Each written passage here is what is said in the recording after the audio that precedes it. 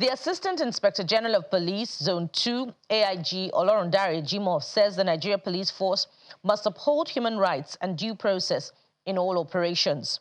Speaking on our morning program, Sunrise Daily, he reiterates that police personnel are subject to public opinion and are regularly educated to ensure suspects are handled according to constitutional provisions. AIG Jimoh condemned extrajudicial actions, insisting no Nigerian should die in the hands of law enforcement, as the courts alone determine guilt and punishment.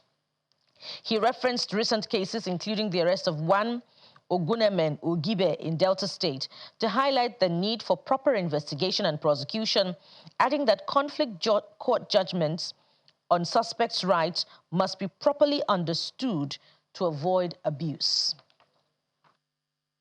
Any organization, such as the Nigerian Police Force, that have the responsibility of securing the people, we are subject to public opinion.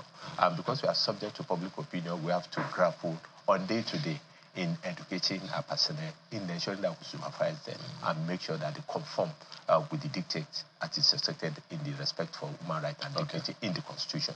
So, but when you dwell into that of Delta State, what has happened there, the AIG wielded a big stick against those officers responsible. Because even though the guy has committed a crime, no individual, no Nigerian wants to die in the hand of any law enforcement agency. It is the process of the court that we have to take the person through. And in the process of the court can look at the matter and take appropriate judgment that is appropriate in that regard. So no Nigerian deserve to die in the hand of any law enforcement agency, including the police force. And that is why when the person, his name is Ogunemen Ogibe, went to Sapele, from Sapele to Warri to dispatch a person, I told them at the garage that this is a baby clotting. And in the process, they felt it and they feel it's heavy. So they went behind the courier himself, opened it, and discovered a locally made fabricated Beretta pistol with 4 rounds of live ammunition. They called in the area commander, and the commander swiftly now mobilized a team to go there to pick the suspect. He did not direct them to shoot the suspect. Even if the catches of arms are much more than that, no individual should die. There's this case recently of a woman, one Adinka, who said that, you took the police to court, and the case was thrown out by the court. And the issue was that, according to the case, that she was unlawfully and unconstitutionally declared wanted by the police, and that she wanted some kind of recompense from the police.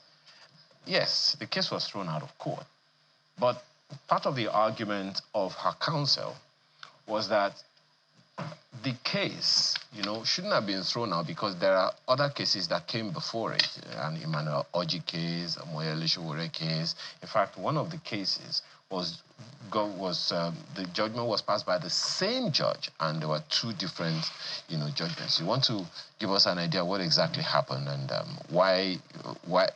Because the conflicting judgments, so to speak, suggests that maybe sometimes the police just has to have its way. No, that is completely wrong. Okay. The judge, a magistrate, or any presiding officer that is overseeing any matter in court have the responsibility to go through the book and listen to both parties in the matter. For people who are suspect, that's where this judgment is quite important for people to understand it, that no court order is needed by the police to declare a suspect wanted, a suspect of a crime.